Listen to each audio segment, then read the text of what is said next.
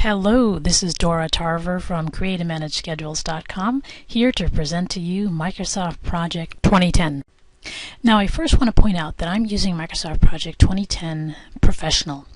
And when you come into Microsoft Project and click on the File tab, you'll go to the Backstage area, and if you click on Help, you'll be able to see the version of project that you're using. So I'm using Microsoft Project Professional 2010. Now in Project 2010, the user interface is very different than in 2007 and earlier versions. This UI is a fluent UI because tests have proven that it's easier for people to find the features and functions that they're looking for, and it leaves the work area less cluttered. Now there's a lot of detail in the Fluent UI that I'll walk you through, but before we do that I want to point out that what you'll see here in the toolbar section is really different depending on your screen resolution. So to help illustrate that, let me go to Photoshop. What you see in Photoshop here is an example of what you'll see in a 600 by 800 resolution, 1024 by 768 resolution, and a 1440 by 900, which is what I have on my laptop. Notice that in the 600 by 800, the toolbar appears shorter than it does in the 1024 by 768.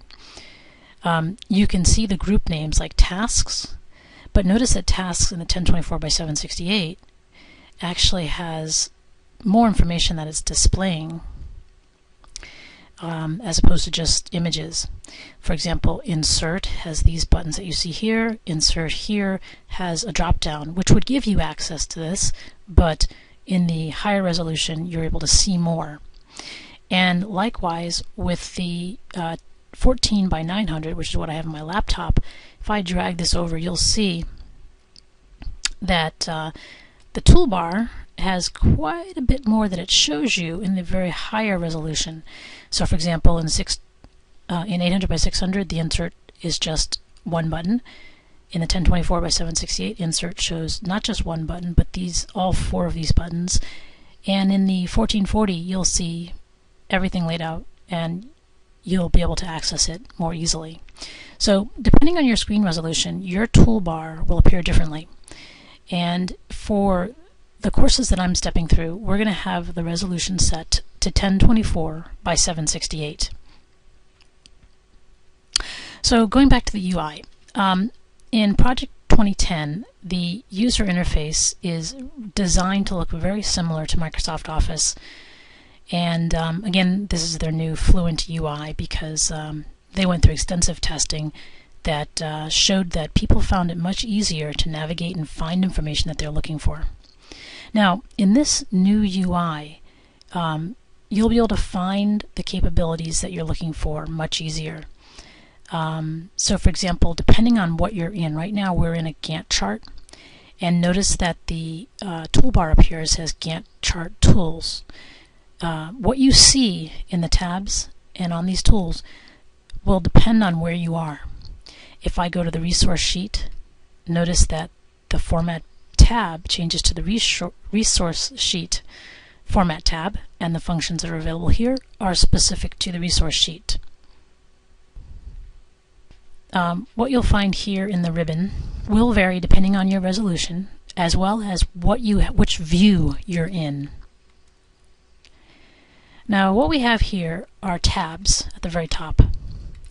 And the tabs are basically logical groups of tools. So for example, on the Tasks tab, we have a logical group for viewing, for clipboard, for fonts, for scheduling, for tasks, for inserts, and within each group are specific functions. Now another detail about the toolbar and functions is that if you were typing in, let's say, a task here, or if I select the cell and right click, there's a little pop-up toolbar. So basically as you're navigating through, you'll notice that there's an ability to control the content that you selected from a toolbar that will pop up when you right click.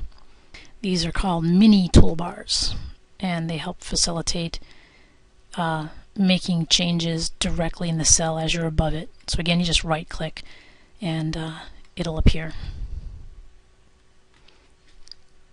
Now going back to the Backstage is a new concept that you'll find when you click on the File tab. And when we click on File, this is the Backstage View of your file.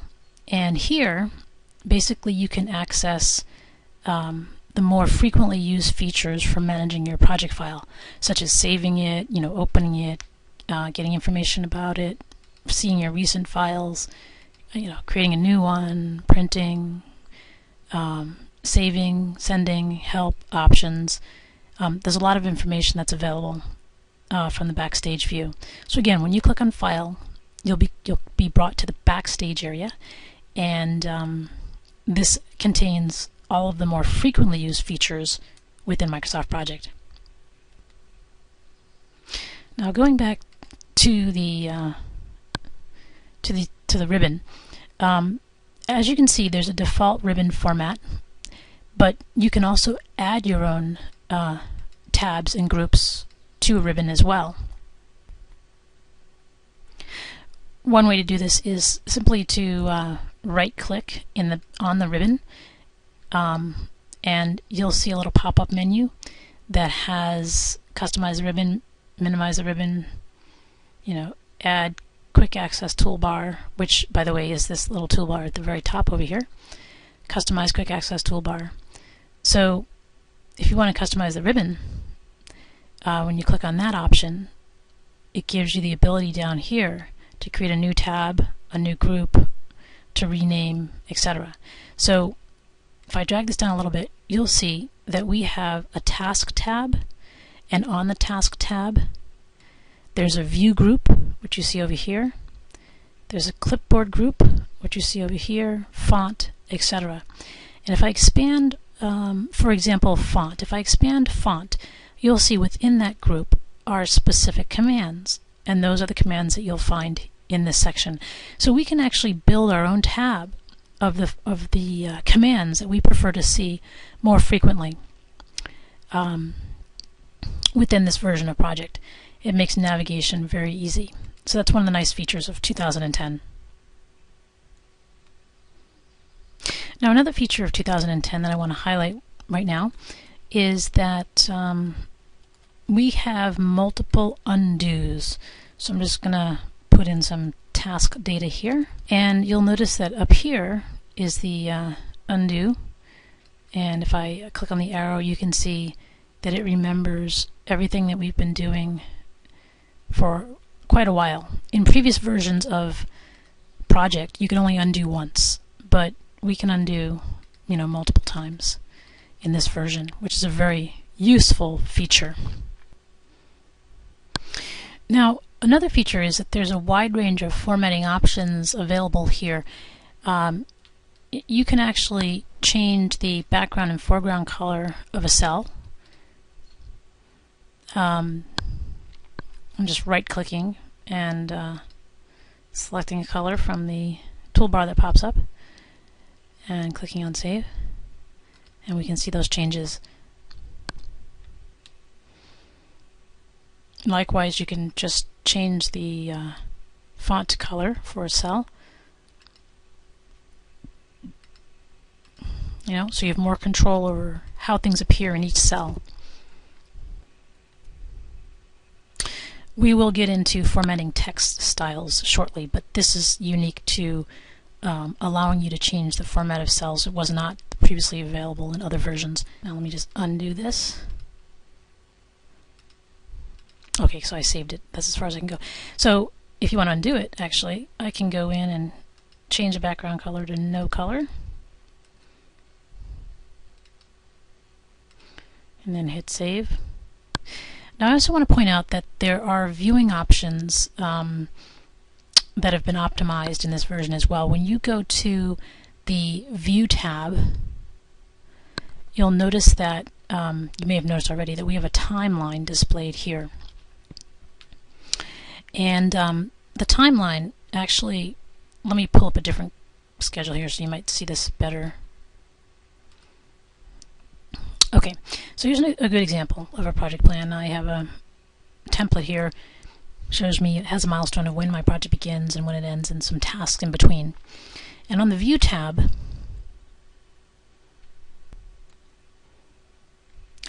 under the Split View section, I have a timeline checkbox. And basically, when that's on, you'll see a timeline across the top of your project plan, which contains information on your tasks, where you can see important events and phases in your project lifecycle. So I want to point out, when the timeline is checked, you'll see this timeline button. And if you want to see specific milestones in your project in the timeline, you can add them by, if you double click on the task and bring up the task information, there's a display on timeline option. So let's say we want to have this milestone, begin my project, whatever its name is, on the timeline as a milestone. I simply check this display on timeline, click on OK, and there it is. Let's say that this beta 1 is a milestone that, or something we want to see in the timeline. So I'll go ahead and check that. And now it is appearing on the timeline as well.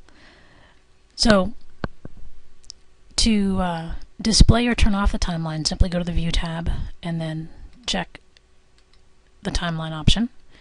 And this is another fast way which you can allow users to know what is happening in your project and when across a timeline. So I'm going to go ahead and turn this off just to save a little bit of space here. And the other feature I want to show you is the team plan. We're going to actually open up a different project file that has resources in it. I'll turn off timeline. Okay, so we have a few resources here. Now, the team planner allows you to better plan and supervise your resources so that you can easily see resource conflicts. And how you access the team planner is from the View tab. If you click on Team Planner, it shows you the resources that you've currently entered in your project schedule. And at this point, none of these are over allocated, but let's say Gantt chart view. Let's say I have this task and this task with the same resource starting at the same time. If I go to the Team Planner, I now see these two tasks are overlapping and the resource name appears red. With the Team Planner, I can actually take a task and drag it over to a different timeline when that resource is free. Another detail that is new is the Task Inspector. And if you go to the Tasks tab and look under the Tasks group, you'll see Inspect. And when you click on this, it opens up a Task Inspector section here on the left-hand side of your screen, and you'll be able to see in this working area the task dependencies, any current conflicts that the Task Inspector finds. Like right now, there are no conflicts, there are no over-allocated resources, so the Task Inspector is really just letting us know that the project schedule looks actually very good. So I'm going to change that because it already started. When you click on a cell, it goes through each task, lets you know where it is in terms of its state of showing any conflicts or not. And so far this looks very good. To close a Task Inspector, simply click on the Close checkbox. Now, another important feature about Project 2010 is that if you go in and start building a new project, let's just say I'm creating a blank project, you'll notice that when you start typing your task names, let's say I just take project name, task, we'll say start, milestone, and then task 1, task 2. Now, notice that the duration, start, finish, predecessors, etc., none of that data was filled in. In previous versions of project, it would have automatically filled in whatever the current date is for your project, or what you had set as the start date for your tasks. In this version of project, you can actually manually enter data without it automatically calculating. And this is very helpful for figuring out what you're going to do. Also because typically for a project, when you first start, you won't know the details needed for planning it out, but you might want to just write in some information to get you started. So by default, everything will be manually scheduled, meaning it won't change any dates unless you put them in. So for example, let's say this is a milestone. I'm going to format my text styles for milestones. Clicking on the format button, going to text styles, I'm going to change all my milestones to be blue.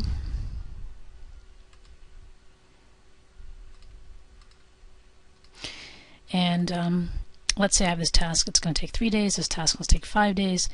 Now notice there's no start and finish date in here. That's because I have this set for manually scheduled. Everything is manually scheduled. So when I click on the task, it says manually scheduled. Now if I want this to be automatically scheduled, I can select the whole plan and click on auto schedule. And as soon as I do that, it automatically fills in the dates.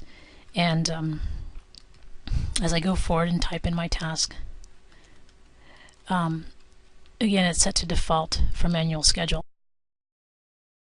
Okay, let me select this schedule because it has coding and then beta 1 and then some more coding and then beta 2. Now let's say you're planning your project and you have some active tasks, but then you decide, let me make some of these inactive. I don't think I really want to have them anymore. So what you can do is highlight these tasks, go to the Tasks tab, and select Inactivate. And when you click on Inactivate under Schedule, then it makes the selected task, as it says in this pop-up window that appears, it makes the selected task inactive so that the tasks no longer affect the schedule. And that means you, in the project, they remain in the project schedule, but they don't affect the resources availability or how other tasks are scheduled. And what they'll look like is grayed out tasks in your project schedule. If for some reason you wanted to activate them again, you can just highlight them and click on the inactive, it becomes active, and they're back in your schedule. So another nice feature is the Optimized Resource Calendar. And how we can see that is when you go to the resource sheet, and you can see on the resource sheet that, let me just make some of these columns smaller. By default, you have a standard calendar for your resources, and if you had created another base calendar, you would have that option here. But let's say, on the standard calendar for Sally, if you double click, it opens up the resource information. Actually, hold on, let me double click on Sally. There we go. There's a change working time button, and here we're able to, for Sally, create any exceptions, create specific weeks, which there are exceptions for her, manage the times on the details button for her for any day of the week. These are details that we're going to walk through in more depth in other videos. But this ability to drill down and optimize the resource calendars is available here in 2010. Also, another detail is from the resource sheet, you'll notice that we have more resource types. Let me just expand these columns. Resource types include cost, material, and work. In previous versions, cost was not there. We're also going to elaborate on how you can use that in other videos as well.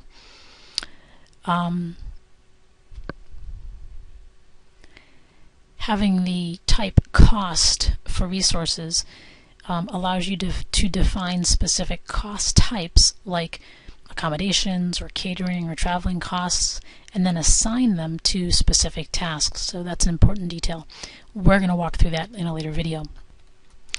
And another important feature in this version is the ability to do more controlled budgeting. Budgeting was available in 2007, but you'll notice how in 2010 you can create budget resources for every resource, or as many budgeting groups as you want, and we're going to walk through that as well. So going back to some of the higher level concepts in 2010, I want to point out that when you go Backstage on the File tab and click on Save and Send, you'll notice that 2010 allows you to sync your project tasks to a task list, which is actually a feature available in SharePoint. SharePoint has task lists. So 2010 allows you to synchronize your project schedule with a task list in SharePoint. Of course, this feature is available if you have Project Professional, and it works with SharePoint Server 2010 and Foundation Server 2010.